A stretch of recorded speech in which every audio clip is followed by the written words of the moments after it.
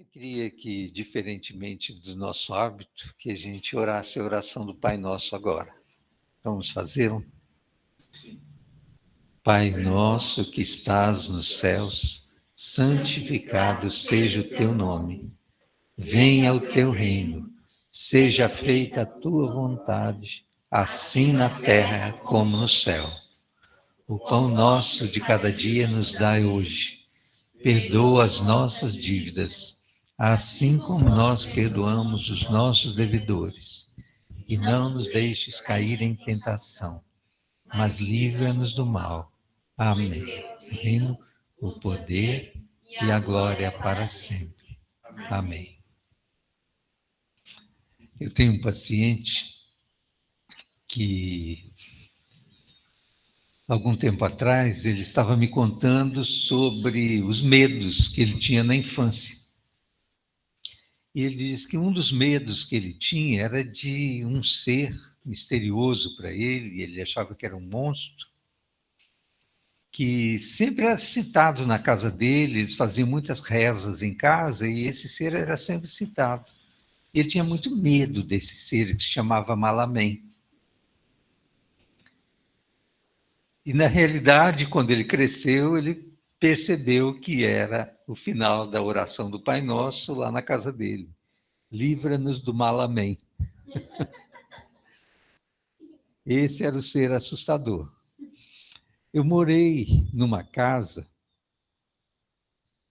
numa época que os meus parentes todos haviam mudado de São Paulo, eu continuei em São Paulo e morei numa casa de uma família que até hoje me tem por filho.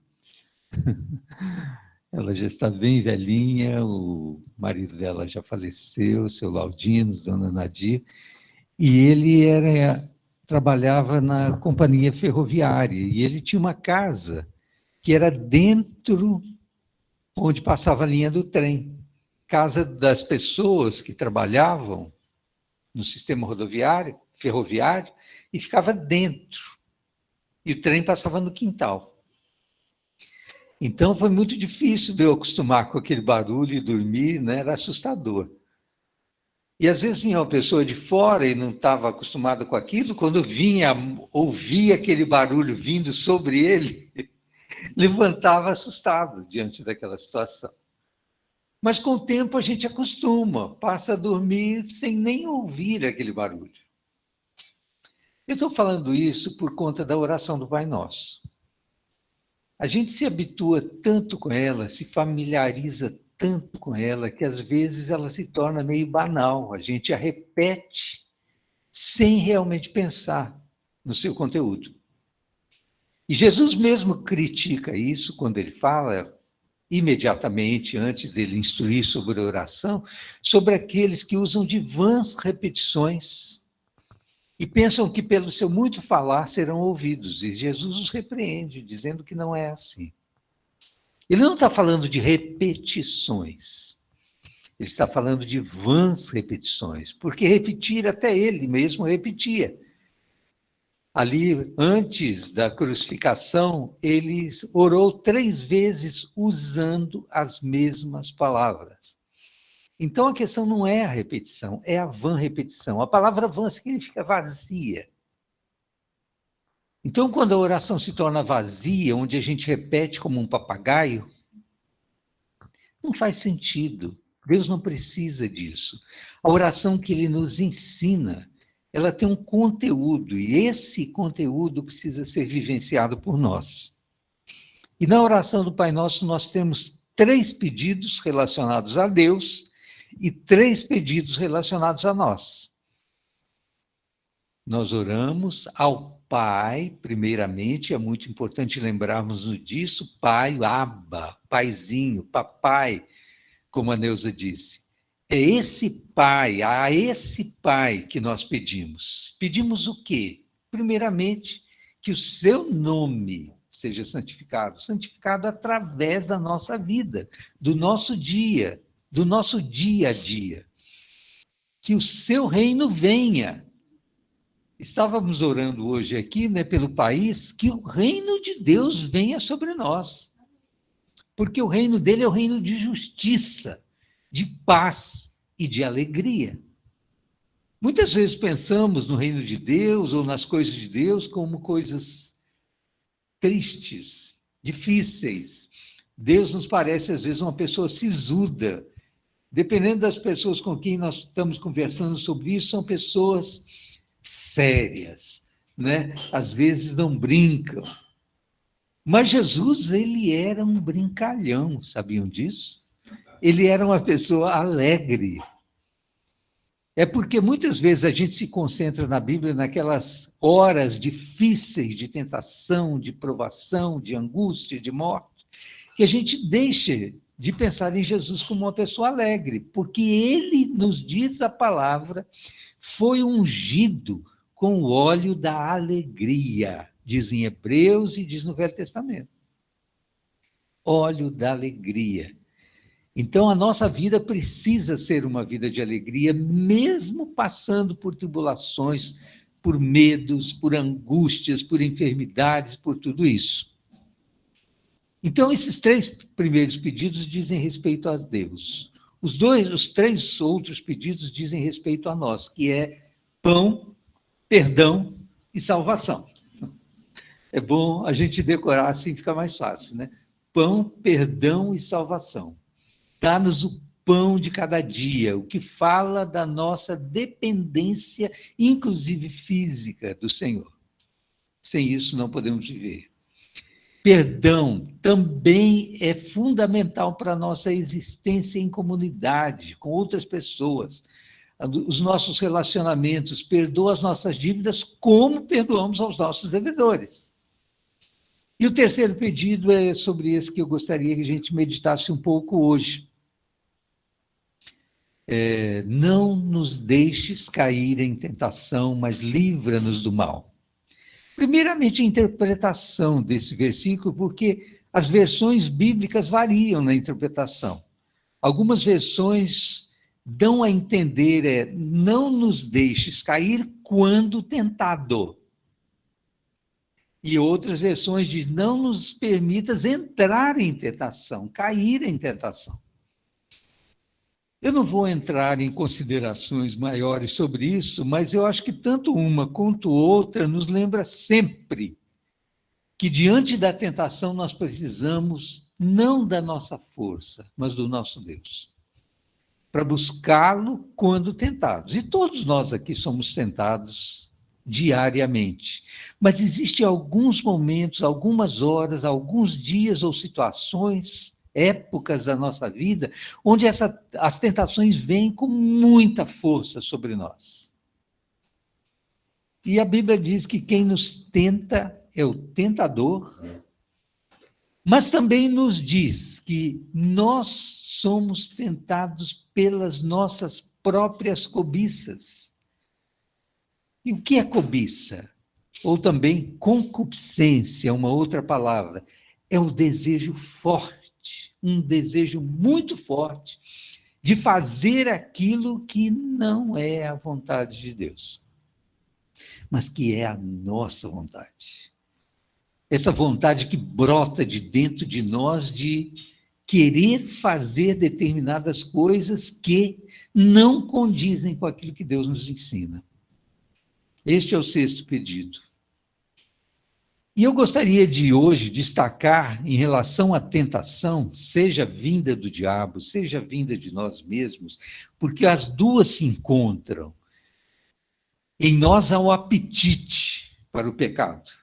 E o diabo, então, nos sugere o pecado, mostrando as coisas deste mundo que são agradáveis, bonitas, deliciosas, que a gente deseja. O que eu gostaria de destacar é que, desde o primeiro pecado, lá com Adão, a tentação foi pela autonomia. Fazer o que eu quero e não o que Deus quer.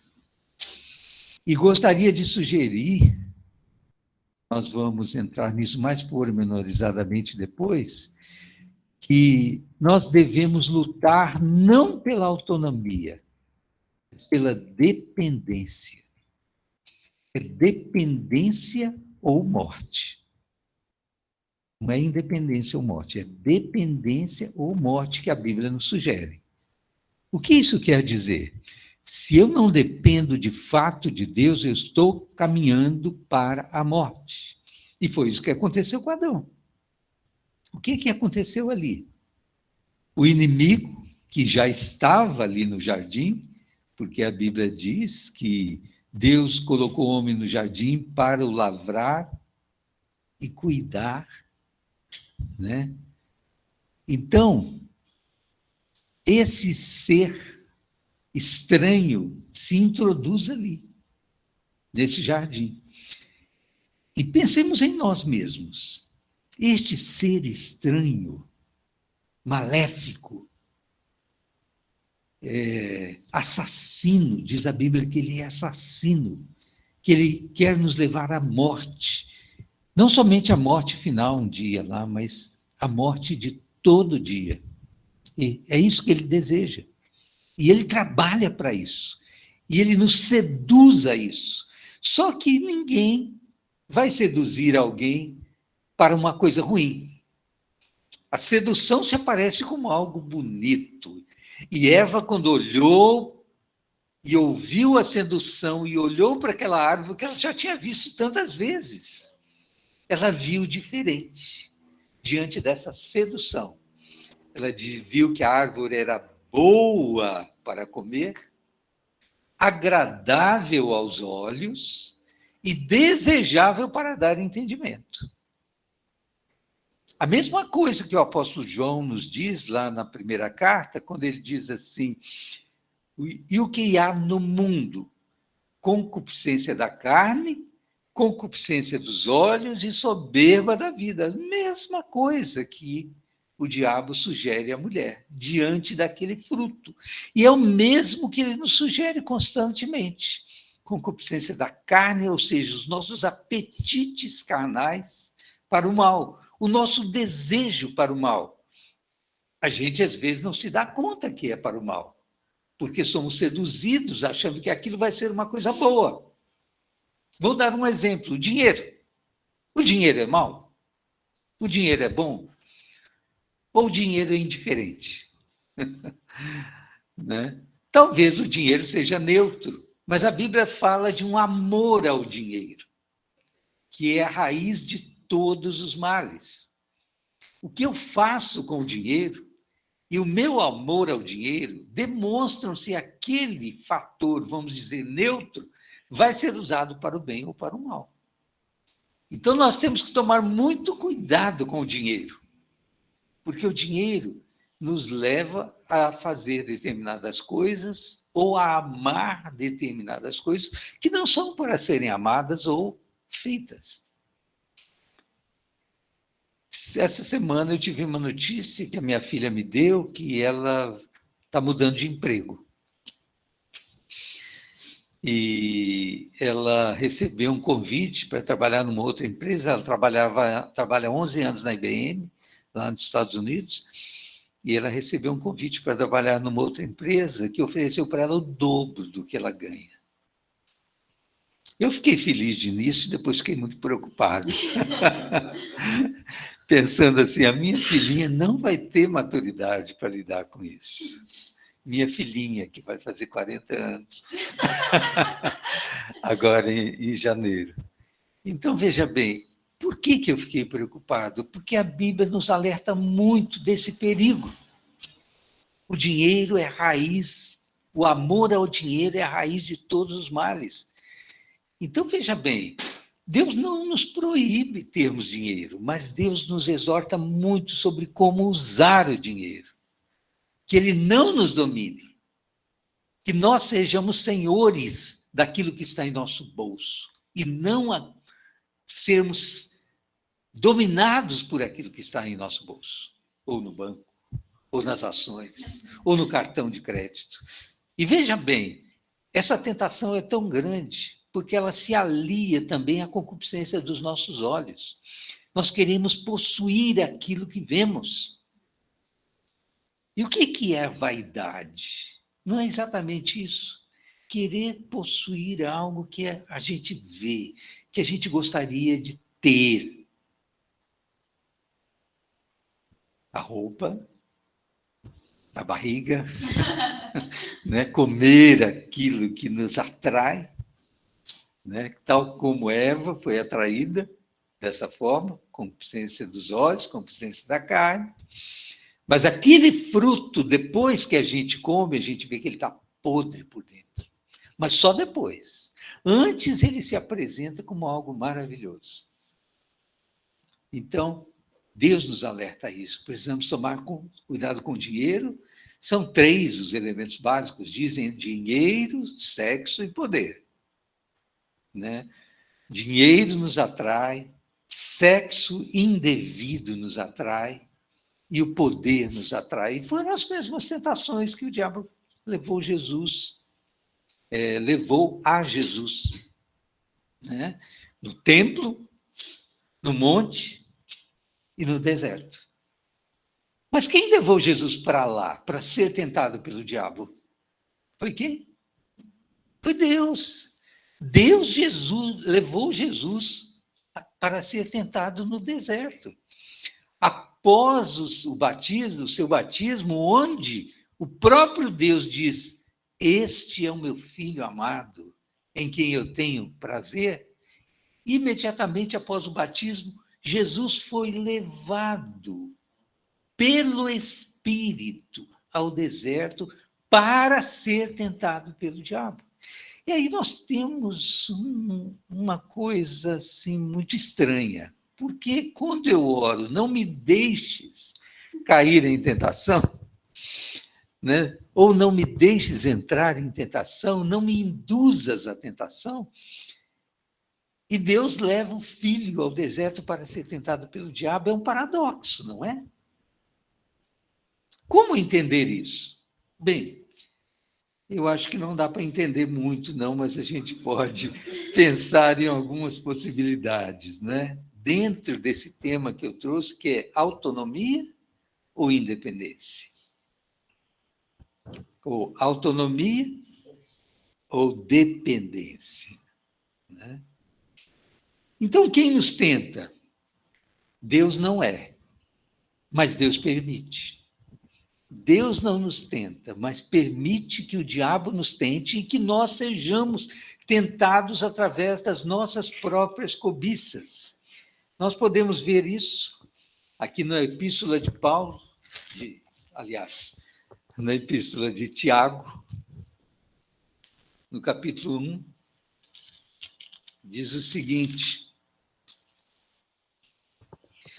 quando alguém for tentado, jamais deverá dizer, 1,13, estou sendo tentado por Deus. Pois Deus não pode ser tentado pelo mal e a ninguém tenta.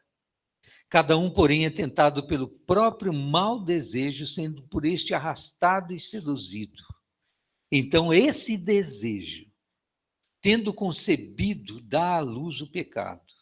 E o pecado, após ter se consumado, gera a morte. Então, nós somos tentados por Satanás, mas nós só caímos se nós nos deixamos levar pela cobiça, pelo desejo que já está em nós, já está em nosso coração. Porque diz aqui, cada um é tentado pela sua própria cobiça.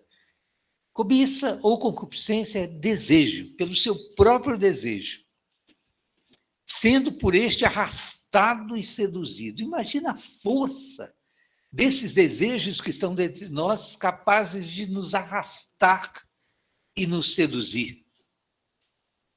E quando Satanás olha para isso, ele vê uma oportunidade de completar.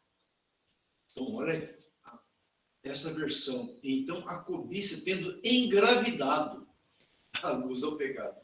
Engravidado, exatamente. O desejo se engravida dentro de nós para gerar o quê? O pecado. Ou seja, até esse momento não é pecado. A tentação não é pecado. Mas o que o diabo quer é que nós pequemos.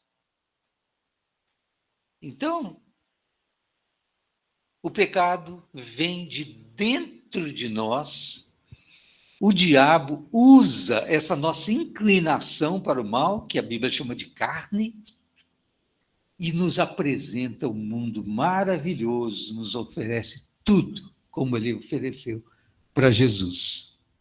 Mas eu gostaria de gastar um tempinho com vocês, eu pensei em 10 conselhos, depois eu dividi para 9, depois eu achei que não era bem conselhos. Então eu coloquei aqui como lidar com a tentação.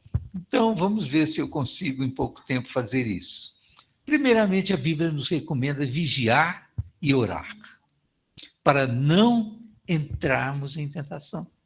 Vigiai e orai para que não entreis em tentação, pois o espírito está pronto, mas a carne é fraca. E Jesus falou isso quando? Quando ele estava prestes a ser crucificado e ele se retirou dos discípulos que estavam ali e pediu para eles estarem atentos, para perseverarem com ele em oração. E ele foi para um lugar à parte e orou, pedindo que, se possível, passasse dele, que o Pai passasse dele aquele cálice. E ele volta, os discípulos estão dormindo, ele vai de novo, por 3 vezes ele faz isso, encontra os discípulos dormindo e, diante disso, ele diz para os discípulos: vigiai e orai, pois o espírito está pronto, mas a carne é fraca, para que não entreis em tentação. Então, a vigilância e a oração é imprescindível para não cairmos diante das tentações, ou mesmo não entrarmos em tentação. Porque aí entra um outro fator que eu gostaria de destacar para vocês, que é Deus monitora a nossa possibilidade de sermos tentados ou não, e monitora também o quantum da tentação. Ele faz uma monitoria disso. Isso está escrito... Aonde? 1 Coríntios 10, 13. Né? 1 Coríntios 10, verso 13. Olha o que diz aqui. Não sobreveio a vocês tentação que não fosse comum aos homens.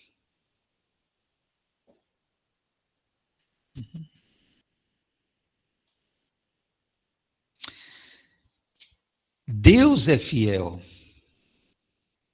e Ele não permitirá que vocês sejam tentados além do que podem suportar. Mas quando forem tentados, Ele mesmo lhes providenciará um escape para que o possam suportar. Ou seja, Deus está de olho quando nós somos tentados. O diabo, às vezes, vai pedir permissão a Deus, porque o diabo só pode nos tentar se Deus permitir. Lembrem do caso de Jó?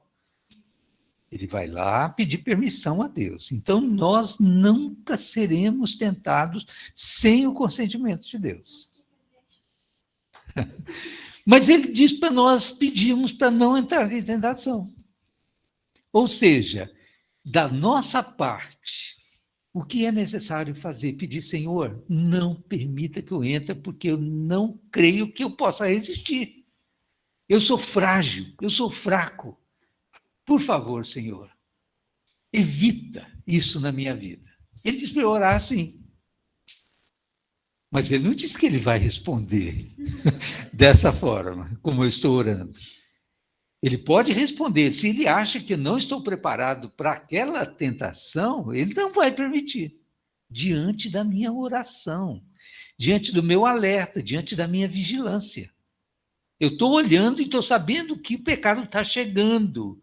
E o meu coração o deseja ardentemente. Então, nessa hora, eu preciso ter consciência de que eu não aguento, eu não vou resistir, e eu devorar. Não me deixes cair em tentação. Mas mesmo assim, se Deus permite, é porque Ele sabe que eu vou poder resistir. Eu posso ceder à tentação, mas eu tenho condições de resistir. Mas eu tenho condições por quê? Porque eu sou forte? Não, absolutamente não. E esse é o ponto. Não é porque eu sou forte, mas porque ele intervém. Quando eu reconheço que sou fraco, é aí que Deus intervém, é na minha fraqueza, não é na minha força. Então, eu não devo estar pedindo a Deus força para enfrentar o meu pecado ou o diabo. Eu devo estar pedindo a Deus que consciência da minha fraqueza. Porque aí nós entendemos o que Paulo disse. Lá em Romanos, no capítulo 6, verso 18, ele diz o seguinte, Romanos 6, 18, aí dá para a gente entender melhor o que Paulo diz, quando ele afirma o seguinte, sei que nada de bom habita em mim, isto é, na minha carne, porque tenho o desejo de fazer o que é bom, mas não consigo realizá-lo. Pois o que faço não é o bem que desejo, mas o mal que não quero fazer, esse continuo fazendo. Ora, se faço o que não quero, já não sou eu quem o faz, mas o pecado que habita em mim. Ou seja, habita em mim o pecado. Esse desejo já é parte daquilo que habita em mim. O pecado que me induz a fazer aquilo que não devo fazer. E ele já habita em mim. E aí, novamente, eu volto para o nosso tema. Autonomia, vou fazer, ou dependência. Senhor, eu não dou conta de resistir. E é nessa confissão da minha dependência que Deus me acode, que Deus nos acode. Não é na minha força, Senhor, eu percebo que eu estou cheio do teu Espírito, acabei de cantar louvores maravilhosos, eu estou cheio, Senhor, pode mandar qualquer provação. Eu estou pronto. Eu conheço crentes que oram pedindo provação. Oram pedindo provação porque sabem que através da provação eles serão mais fortalecidos ainda, porque isso também está na Bíblia. Tende por motivo de toda alegria o passar por várias tentações. Nessa versão está traduzido como provação, mas é a mesma palavra. O passar por várias tentações ou provações, porque essa provação, uma vez vencida, ela vai nos proporcionar, diz o texto lá, não lembro, lembra? A aprovação da vossa fé, uma vez confirmada, produz perseverança.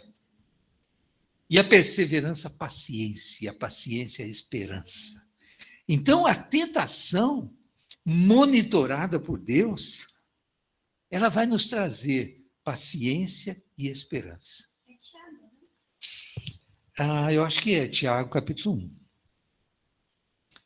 Eu só não lembro o versículo agora.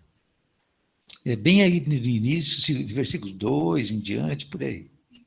O Senhor nos treina na batalha. O Senhor nos treina na batalha, exatamente. É o 12. Lê para a gente, Pia. Provações e tentações. Feliz é aquele que nas aflições continua fiel, porque depois de sair aprovado dessas aflições, receberá como prêmio a vida que Deus promete aos que o amam. Quando alguém for tentado, não diga essa eu fiz leu, né? É. Aí fala aflições, né? Mas a palavra é tentação mesmo. É nessa aflição. Né? É a mesma palavra, eu fiz questão de verificar isso no original. Então, é a mesma palavra. Né? Tende por motivo de alegria. Por quê? Porque se Deus está permitindo, é porque, como ele prometeu, né, em 1 Coríntios, como ele prometeu, ele vai nos dar o escape. E você já deve ter tido experiência disso, eu já tive muitas, né? De eu estar caminhando, sabendo que estava errado, sabendo que Deus não queria, mas continuava caminhando e não queria ouvir a voz de Deus. Esquece de oração nessa hora, esquece de vigilância. Eu não quero ouvir Deus nessa hora, porque eu sei que Deus vai estragar o meu prazer. Deus é um desmancha-prazeres, né? Ele vai intervir e não vai permitir que eu cometa aquele pecado que eu quero cometer. E é muito importante a gente lembrar que a gente quer. Porque, às vezes, nem a gente admite para a gente mesmo que a gente quer. E se Paulo pôde admitir o bem que eu quero fazer, eu não faço, mas o mal que eu não quero, eu faço, ele está dizendo que existe uma força dentro dele que quer e outra que não quer. Mas ele acaba indo por aquela que ele diz não querer, mas quer. Né? E muitas vezes a gente faz essas afirmações tolas. Eu preciso confessar, eu quero, Senhor, eu quero este pecado. Mas, por favor, não ouça o que eu quero, ouça o que tu queres. Nesta minha oração. Vigiar e orar. Outra coisa, decore a palavra. Decore a palavra de Deus, porque na hora da tentação você não vai ter como ligar para o pastor, ligar para outra pessoa. Lembra para mim aquele versículo? Não. Jesus, diante de Satanás, ele afirmou 3 vezes. As 3 afirmações de Jesus, ele não falou nada que já não estivesse escrito. Está escrito. Nem só de pão viverá o homem, mas de toda a palavra que sai da boca de Deus. Está escrito, ao Senhor teu Deus adorarás, só Ele servirás. E está escrito, qual que é a terceira? Afasta-te, Satanás. Afasta-te, Satanás. Não tentarás ao Senhor teu Deus. Interessante que ele fala para o diabo, o teu Deus sou eu. Não tentarás ao Senhor teu Deus. Até o diabo é o diabo de Deus. Ele não pode fazer nada sem consentimento, sem a permissão de Deus. Decore a palavra. Você precisa saber, para a hora da tentação, você poder dizer, está escrito.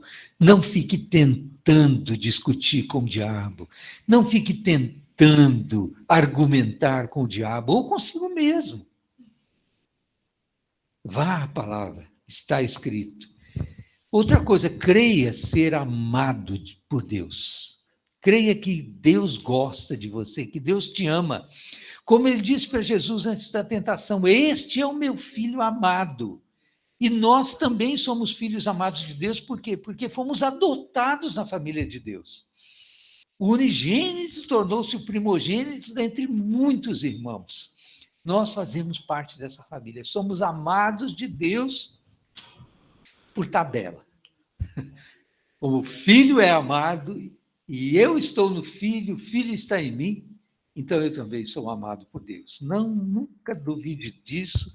E se você duvida, e às vezes a gente duvida, porque nós estamos atravessando determinados problemas, circunstâncias, enfermidades, morte, luto, nós duvidamos às vezes do amor de Deus. Então nós precisamos repetir que somos filhos amados de Deus. E a Escritura está cheia disso. Ore antecipadamente. Às vezes, na hora, a gente não vai conseguir orar. Ou a gente não vai querer orar. Então, por antecipação, quando você estiver orando, não me deixe cair em tentação, não nos deixe cair em tentação. Senhor, talvez eu vá enfrentar tentações grandes nesse dia. Não me deixe, porque na hora, talvez eu não queira nem ouvir a tua voz. Mas agora, enquanto eu posso, por favor, naquela hora da tentação, me dê o escape, me dê a libertação. Quando ceder à tentação, confesse imediatamente. Não fique com isso guardado, confesse. Porque Ele é rico em perdoar. E às vezes Deus até permite que a gente caia, para a gente aprender algumas lições que não aprendemos sobre a nossa fragilidade. Às vezes a gente cai por permissão de Deus, para a gente aprender que somos frágeis, porque senão a gente começa a bater no peito e achar que a gente é o tal. E olha, eu fico às vezes muito assim chocado com algumas pessoas que enfrentam o diabo com muito desdém, né? Como se, olha, eu estou com Jesus e você aqui não tem vez, você aqui não manda, Jesus está comigo. Cuidado, cuidado. Nosso inimigo é muito mais inteligente do que nós, muito mais astuto do que nós. Algumas pessoas, né, põem a Bíblia aberta no Salmo 91 na sua casa para espantar o capeta. Mas ele sabe o Salmo 91 de cor. Ele citou ele para Jesus. Né? Mas ele citou de uma forma enganosa.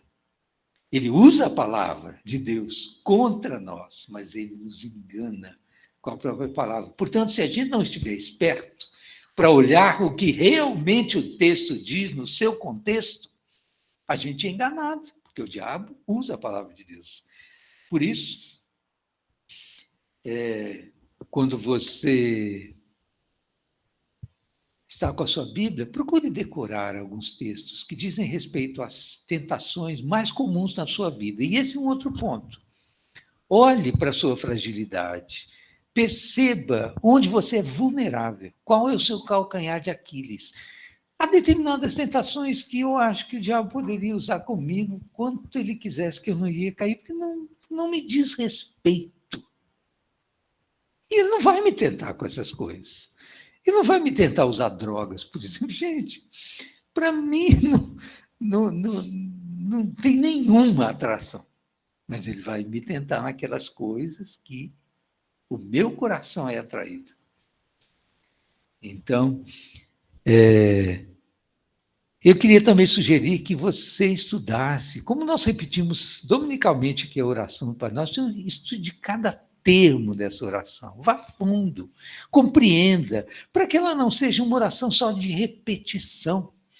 Conheça o que é a vontade de Deus, o que é o reino de Deus, o que é o nome de Deus. Conheça Ele em primeiro lugar. E depois fale das suas necessidades também. Mas conheça a Deus, porque o que vai nos fortalecer diante dessas tentações é o próprio Deus, o caráter de Deus, a bondade de Deus, o nosso conhecimento de Deus. Conheça seus pontos fracos. Creia na monitoria de Deus, como falei, né? Ele está monitorando. Ele não vai permitir que você caia numa tentação que você não consiga suportar. Porque há tentações que não conseguimos suportar mesmo. Por isso nós oramos, não nos deixes cair nessas tentações. Não nos deixes cair em tentação. A tentação virá, mas se eu não der ouvidos a ela, eu não caio. Eu preciso tapar os meus ouvidos diante do diabo. E como eu falei, vamos tratar o diabo com respeito. Ele é forte, ele é tinhoso, ele sabe como tentar, ele é bonito. Ele é bonito, ele é atraente, ele é um anjo de luz, ele é esperto, ele é conhecedor, ele é psicólogo, ele olha para você, ele sabe, de fato, o que está por trás da sua fala. O diabo é muito esperto, portanto, gente, não fique zombando do diabo, fazendo troça do diabo. Não. Leve com seriedade. E leve também as suas deficiências com seriedade diante de Deus. Cresça para baixo. O que é crescer para baixo? Quando nós pedimos a Deus que nos fortaleça, devemos estar entendendo que essa força é a força para nos humilharmos, para irmos para baixo, é para reconhecermos a nossa fraqueza.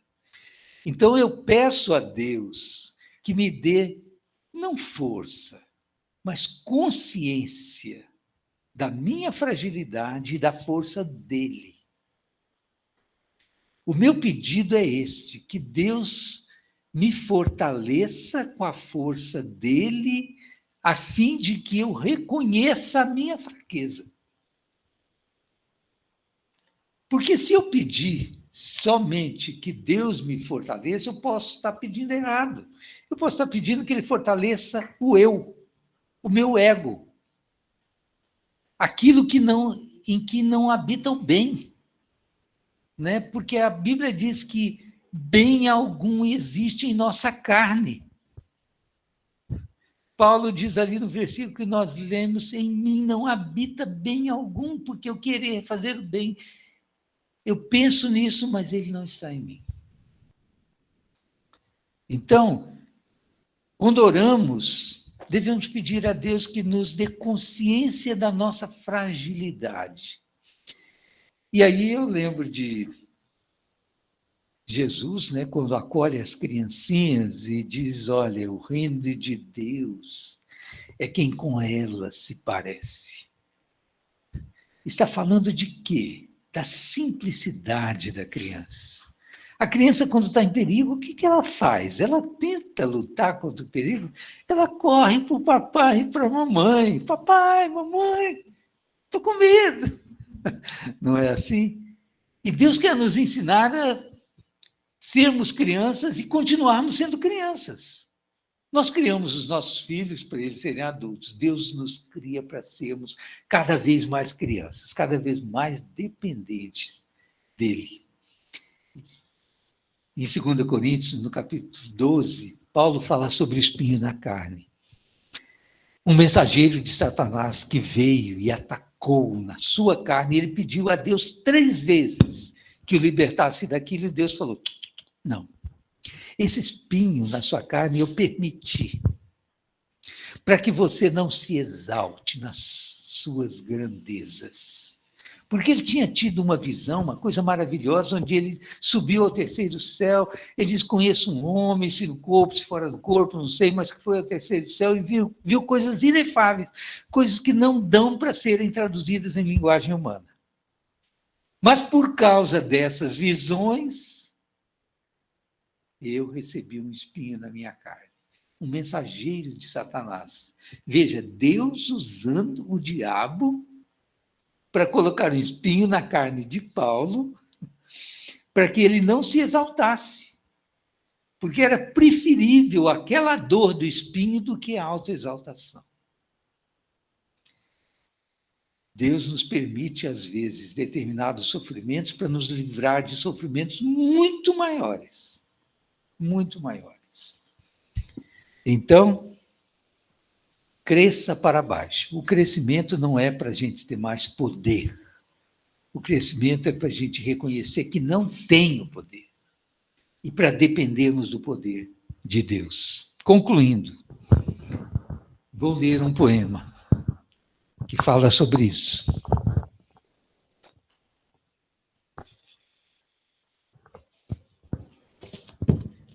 Que diz assim: no dia, ainda não começou o poema, só uma introdução. No dia em que um cristão opta por Deus e pelos outros, o diabo naturalmente não fica satisfeito. Acontece que em certos momentos ou períodos, o barulho da tentação, recoberto um instante pelo canto do amor, volta de novo mais violento, mais lancinante. Deus permite esta provação, às vezes, até fica surdo aos apelos de seu filho para experimentá-lo e obrigá-lo a ter mais confiança. Enquanto este não espera tudo de Deus e nada de si próprio, não pode ficar em paz. Não posso mais, Senhor. Estou quebrado, estou arrasado. Desde hoje de manhã venho lutando para escapar à tentação que, ora discreta, ora persuasiva, sensível ou sensual, dança em volta de mim, como em torno das barracas de feira, a moça brejeira. Não sei mais o que fazer. Não sei mais aonde ir. Ela me espreita, me acompanha, ela me invade. Fujo de um quarto, Lá está, recostada, a me esperar na sala em que penetro. Apanho um jornal e ele oculta nas palavras de um artigo inofensivo. Saio, encontro-a a sorrir por detrás de um rosto desconhecido. Volto as costas, olho a parede, ela surge de um cartaz. Entro em casa para trabalhar, ela cochila em meus fichários. E ao pegar em meus papéis, eu a desperto. Desesperado, minha pobre cabeça entre as mãos, fecho os olhos para não ver mais nada. Mas descubro-a mais viva que nunca, instalada em minha casa fechada, como se fosse sua própria casa.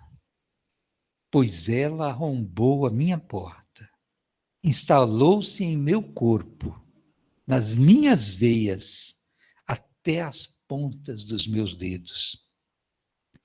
Ela se insinua nos refolhos de minha memória, canta ao ouvido de minha imaginação, toca meus nervos como se fossem cordas de violão. Já não sei mais a quantas ando, Senhor. Nem mesmo sei se desejo este pecado que me acena. Não sei mais se fujo dele ou se o persigo. Sou tomado de vertigens. O vácuo me atrai, como atrai o imprudente alpinista, que não pode mais nem avançar, nem recuar. Senhor, Senhor, ajuda-me. Filhinho, aqui estou. Eu não te abandonei. Quão pouca é a tua fé. És orgulhoso demais. Contas ainda contigo. Se queres passar por todas as tentações sem cair, sem desfalecer, calmo e sereno, é preciso abandonar-te em minhas mãos. Reconhecer que não és bastante grande, que não és bastante forte. É preciso que aceites deixar-te guiar como um garoto, meu garoto, só meu. Vamos, dá-me tua mão e já não temas nada. Se há lama pela estrada, eu te levarei nos braços. Mas é preciso que sejas pequenino, pequenino, pois o Pai só carrega as criancinhas. Senhor, obrigado por seres o nosso Papai do céu.